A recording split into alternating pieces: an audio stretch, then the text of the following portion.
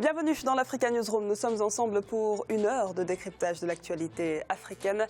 Et en cette semaine spéciale Côte d'Ivoire, notre dossier du jour sera consacré aux avancées politiques de la Troisième République instaurée grâce à la nouvelle constitution d'octobre 2016. Au sommaire également, le vice-président sud-africain veut une commission d'enquête sur la corruption au gouvernement. Cyril Ramaphosa fait directement référence aux recommandations de l'ex-médiatrice de la République qui avait notamment pointé de forts soupçons de collusion entre le président Jacob Zuma et des hommes d'affaires. Et puis, prix académicien honoraire pour le président équato-guinéen Teodoro Obiang Nguema Bazogo ce dimanche à Bata.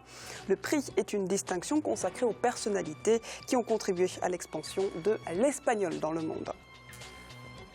Ils sont avec nous sur ce plateau pour en parler. Bienvenue donc à Ahmed Fofana qui est consultant en communication, également membre du Rassemblement des Républicains RDR. Bonsoir. Bienvenue également à Steve Beko qui est également consultant en communication et membre de l'Union des Nouvelles Générations, l'UNG. Bonsoir. Et bienvenue à notre éditorialiste Djemal Taleb. Bonsoir Diara et bonsoir à ceux qui nous regardent. Tout de suite, l'info du jour.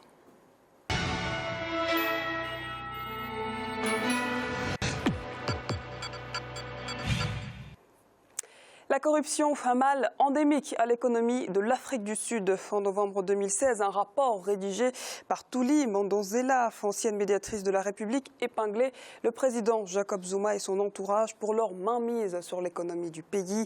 Le vice-président sud-africain Cyril Ramaphosa a réclamé ce dimanche 23 avril la mise en place d'une commission d'enquête sur les allégations de corruption au sommet de l'État.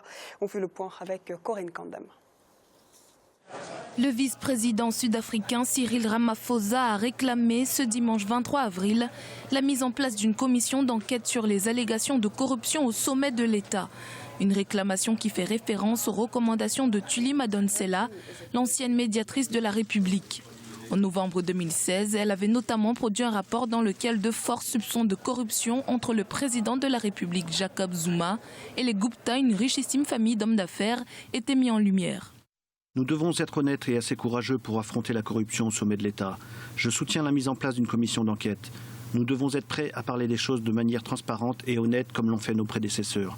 Si l'ANC ne résout pas ces problèmes, nous pouvons être sûrs que notre soutien électoral va continuer à diminuer. Le Congrès national africain, parti au pouvoir depuis la fin de l'apartheid en 1994, a subi un fort recul lors des élections municipales d'août 2016. En effet, ces derniers temps, l'image du parti a considérablement été affectée par de nombreux scandales liés à des affaires présumées de corruption. Le président Jacob Zuma étant la principale cible de ces accusations. M. Ramaphosa, il est candidat à la succession de M. Zuma. Face à lui, il y a évidemment Mme Nkosazana Zuma, qui a déjà pris les devants et qui est en campagne électorale depuis son retour de l'Union africaine. Les soutiens de M. Ramaphosa estiment qu'il est en train de prendre du retard par rapport à Mme Zuma et le presse depuis un moment de se distinguer du régime qu'il aura servi par ailleurs depuis 6 voire 7 ans. Et donc l'intervention d'hier se situe dans cette logique de la lutte pour la succession au sein de l'ANC et où effectivement M. Zuma et ses frasques servent plus ou moins de matière à accusation, à prise de distance, et ainsi de suite. Cyril Ramaphosa est l'un des favoris en lice pour succéder au président Jacob Zuma à la tête du parti. À la fin de cette année, un scrutin clé désignera le chef de file de l'ANC pour les prochaines élections générales de 2019. Selon certains analystes, cette sortie serait une manière pour lui de redorer le blason du parti au pouvoir afin de lui garantir ses chances de sortir vainqueur lors de ce scrutin. Djemal, Cyril Ramaphosa fait partie des favoris pour succéder à Jacob Zuma à la tête du parti à la fin de l'année. Un scrutin clé pour l'ANC, rappelons-le, le parti au pouvoir pour les prochaines élections générales de 2019. Est-ce qu'on peut parler aujourd'hui d'une stratégie politique derrière cette commission d'enquête ? On peut en douter, on peut même le soupçonner. Il y a un ancien ministre français qui avait une belle phrase qui dit « Quand vous voulez enterrer un problème, créez une commission ». Je pense que dans la tête de Cyril Ramaphosa, c'est absolument pas ça. C'est toujours une bonne chose de créer une commission, je pense, et de mettre la lumière là où il y a un peu d'obscurité. Et je pense que si la commission a pour objectif uniquement de mettre la lumière sur les histoires de corruption qui concernent globalement le président Jacob Zuma, pour lequel, que je le précise à chaque fois, j'ai beaucoup d'estime à titre personnel. Cela dit, il faut qu'on soit clair.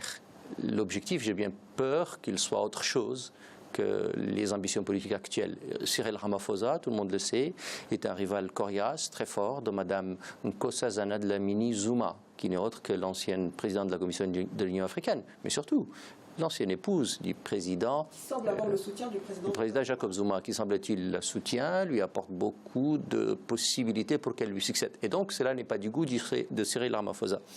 Il faut qu'on soit clair. Mais est-ce que cette commission a des chances de faire quelque chose contre le président? C'est tout à fait discutable, parce qu'encore une fois, quand le président est affaibli, tout est possible. Et il est effectivement affaibli, le président Jacob Zuma. Mais la question est de savoir, est-ce qu'elle va avoir lieu ou pas, je n'en sais rien. Parce que Cyril Ramaphosa lui-même a été cité dans des affaires de mines, dans des affaires liées à la FIFA. Je n'ai pas dit que Cyril Ramaphosa est coupable de quoi que ce soit. Finalement non, mais je n'en sais rien. Ce que je sais, c'est que Cyril Ramaphosa est dans une situation de guerre. Et quand vous enlevez la volonté de guerre politique dans cette situation-là, vous ne trouverez pas grand-chose. L'Afrique du Sud vit une succession importante. Pour la première fois, il y a deux grands géants de la vie politique du pays qui s'affrontent, donc Mme Zuma et Cyril Ramaphosa. Et donc, évidemment, ça va faire des dégâts.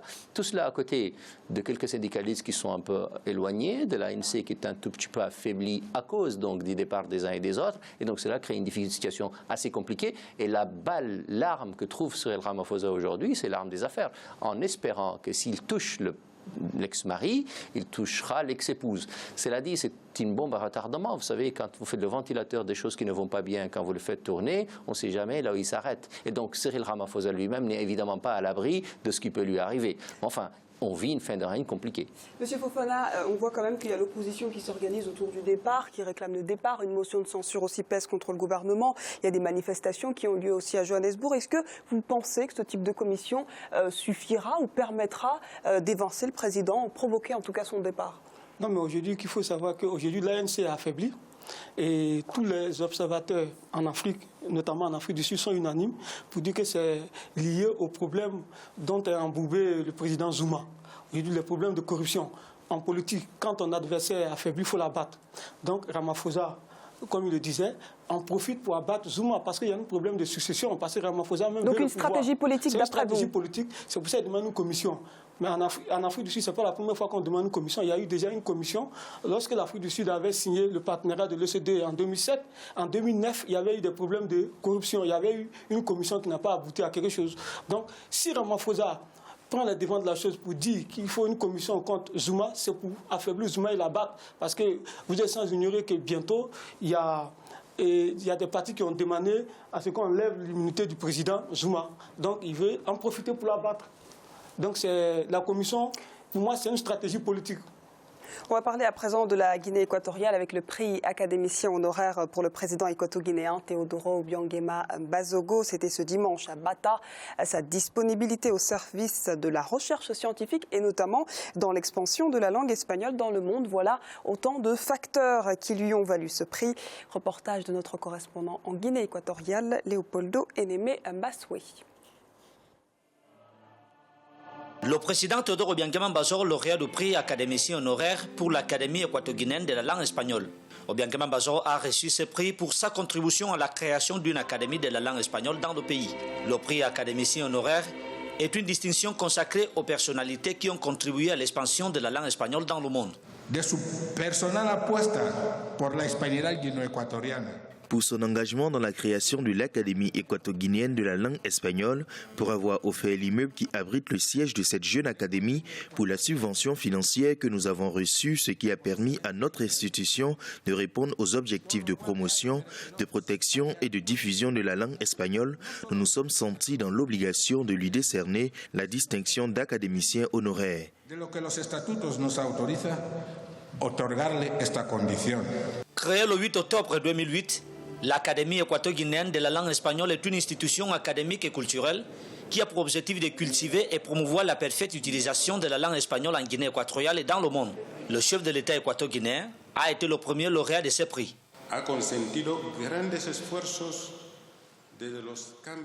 Depuis le 3 août 1979, mon gouvernement a fait de grands efforts pour l'expansion et l'enrichissement de la langue espagnole en République de Guinée équatoriale. Nous avons augmenté le nombre d'écoles et de centres professionnels qui collaborent avec l'Université nationale de Guinée équatoriale. Tous ces centres et la récente université afro-américaine d'Oyala forment et contribueront à former les professionnels qui dirigent l'administration nationale. Los profesionales que hoy sostienen la administración del país. Avec le slogan « Une langue, une destination », l'Académie équato-guinéenne de la langue espagnole, qui compte 18 membres dans son organisation, a comme projet immédiat l'ouverture de délégations régionales dans l'ensemble du pays. Ces délégations contribueront à la création de concours littéraires à tous les niveaux. Kemal, l'espagnol fait partie des langues officielles de la Guinée équatoriale. En quoi finalement le président équato-guinéen est-il un bon vecteur de promotion de cette langue ? Je suis toujours très gêné quand un pays se met à faire la promotion de la langue d'un autre pays qui n'est pas la leur. J'aurais aimé qu'au Sénégal, on fasse la promotion du Wolof. J'aurais aimé qu'au Cameroun, on fasse la promotion des différentes langues du Cameroun. J'aurais aimé qu'au Congo, on fasse la promotion du Lingala, du Chiluba, du Swahili, et que ce ne soit pas simplement la promotion de la langue des autres. Les autres fut-ils des coloniaux, donc des colonisateurs. Je ne suis pas du tout favorable à un repli sur soi. Je ne suis pas du tout favorable à ce qu'on s'enferme et qu'on ne s'ouvre pas à la langue des autres. C'est des belles langues dont il faut être curieux, qu'il faut apprendre absolument. Mais j'aurais aimé que la fierté, la nécessité soit d'abord de se développer soi-même. Il y a une enquête PISA qui est très intéressante et qui démontre à quel point nous, les Africains, on est en retard parce que nous accédons au savoir par la langue des autres. C'est-à-dire qu'au moment où on rentre en primaire pour accéder au savoir, nous avons besoin d'apprendre une langue qui va nous permettre d'accéder au savoir, ce qui fait que nous sommes doublement handicapés. Et donc c'est toujours très compliqué pour nous de faire la promotion de la langue des autres. Nous sommes le seul continent qui est fier et heureux, et quand on le dit beaucoup de gens tout le temps, il est bon, il maîtrise bien la langue des autres, et donc c'est toujours une insuffisance. Cela dit, quand je dis ça, c'est le président Obiang-Nguema Mbosogo, pour lequel j'ai plutôt du respect, parce que je fais du bon travail. Ce n'est pas un très grand démocrate, j'en conviens absolument, mais il fait du bon travail chez lui. Et donc j'aurais aimé que parmi l'excellent travail qu'il fait sur le plan économique, sur le plan de la construction de son pays, il fasse aussi un travail sur la construction des langues nationales, et qu'une, deux, trois langues émergent dans son pays, et qu'elle devienne la vraie langue nationale de son pays.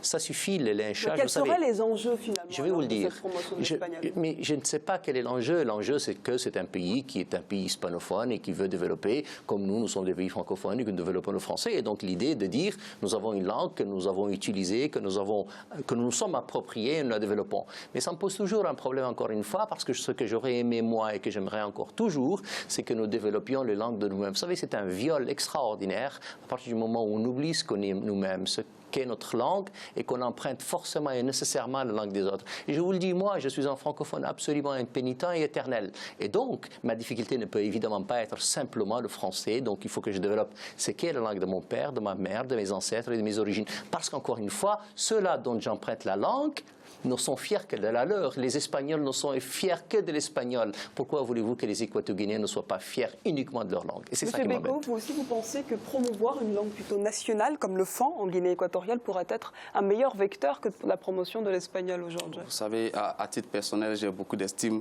pour le président Obiang-Nguema, mais je pense qu'il y a beaucoup d'autres raisons qui mériteraient qu'un prix lui soit décerné plutôt que la promotion de la langue espagnole. L'Espagne, qui est un pays économiquement en déclin, culturellement qui n'existe pas.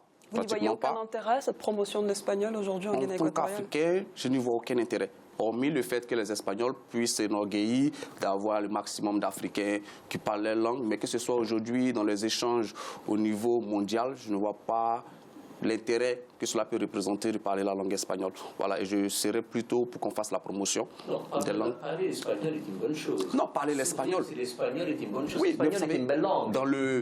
L'espagnol est une belle langue, voilà. Mais on ne peut pas apprendre toutes les belles langues. Il y en a des milliers qui existent. On peut en prendre une, deux, trois. Le français est une belle langue, l'espagnol est une belle langue, l'anglais est une belle langue, l'arabe est une belle langue. Oui. C'est pas le problème. Mais il est plus utile aujourd'hui, que ce soit au point de vue professionnel ou politique, pour nous d'apprendre par exemple l'arabe, que l'espagnol. Mais les deux. Parce que dans le Conseil des Nations, si on faut faire des choix dans le Conseil des Nations, la langue arabe, par exemple, elle pèse plus que la langue espagnole. Mais moi, ce que j'aurais aimé, comme vous l'avez dit, Jara, c'est qu'on apprenne d'abord le fon, c'est qu'on apprenne d'abord le baoulé, c'est qu'on apprenne d'abord le djoula, et que après, dans une deuxième phase, nous apprenions le français, qui est une belle langue, l'anglais, qui est une belle langue, l'espagnol, l'arabe, qui est donc pour nous, encore une fois, une langue qui a une signification différente. Et donc, l'idée, c'est pas de rejeter les autres, mais de partir de soi-même, de maîtriser ce qu'on est et de ne pas continuer bien entendu, sempiternellement à violer notre culture pour profiter de celle des autres. Il ne s'agit pas de rejeter les autres langues, mais qui t'a choisi, il est mieux de choisir des langues qui apportent quelque chose aujourd'hui à la jeune génération africaine, dans les échanges avec le monde. Moi, je comprends un peu l'espagnol. Franchement, quand je voyage, c'est une belle langue que je prends plaisir à parler. Mais quand je voyage, il n'y a pas beaucoup de pays où je croise des gens avec qui je peux échanger en espagnol. Vous, en Afrique du Sud, en Amérique du Sud, on fait que ça. Moi, je ne suis pas trop d'accord avec monsieur à ma droite, parce qu'aujourd'hui, nous sommes dans un monde de mondialisation, de globalisation, où on doit s'ouvrir vers les autres. Donc c'est une bonne chose. Non, je ne dirais pas que c'est une bonne chose. Je n'ai pas dit de se fermer. Non, je ne dirais pas que c'est une bonne chose. Non, je ne dirais pas que c'est une bonne chose à 100%, mais ce n'est pas mauvais. Pourquoi? Parce qu'aujourd'hui, il faut s'ouvrir vers l'extérieur. Tout à l'heure, il parlait de faire d'abord la promotion des langues locales. Mais il y a une difficulté. Je vous prends l'exemple de la Côte d'Ivoire. Il y a au moins 62 ethnies. On ne peut pas choisir le djoula comme langue officielle de la Côte d'Ivoire, le balo et le bété va se plaindre. Donc, il y a une langue aujourd'hui. La solution, c'est de prendre la langue des autres. Non, ce n'est pas une solution en soi. Mais aujourd'hui, la langue aujourd'hui qui fédère. Pour conclure, dites-nous, monsieur Fofana. Non, moi, aujourd'hui, on est dans un monde de mondialisation. On ne peut pas se fermer sur les autres. M. Fofana, pour vous, c'est de prendre la langue des autres loin au détriment de celle de son frère. C'est-à-dire que vous préféreriez, je finis, vous préféreriez, monsieur, attendez, vous préféreriez prendre la langue de quelqu'un qui est loin de chez vous, fut-elle d'ailleurs une belle langue plutôt que la langue de vos frères. C'est-à-dire que vous préférez, au lieu d'apprendre le djoula, apprendre plutôt l'anglais plutôt que la langue de votre frère. Au lieu d'apprendre le baoulé ou le bété ou le yakuba, vous préféreriez plutôt apprendre la langue des autres. Ça me pose un vrai problème, ça. Moi, je vous prends l'exemple de la Côte d'Ivoire, 62 Titi. Vous voulez qu'on parle le djoula officiellement? Mais je veux que les Ivoiriens soient fiers de leur langue, même quand elles sont 62, 63, 64, et qu'elles ne choisissent pas celle des autres, autrement des leurs. Vous ne pouvez pas me dire, comme nous en avons 62, nous allons prendre une qui n'a rien à voir avec nous, mais prenez les 62, les 62, au lieu de prendre celle qui vous est très loin. Et tout simplement. On va à présent marquer une courte pause des mâles. Vous parlez de djoula, qui est une belle langue venue du Malinké. Le débat est visiblement très intense. On va procéder à une courte pause. On se retrouve dans quelques instants pour la suite de l'Africa Newsroom.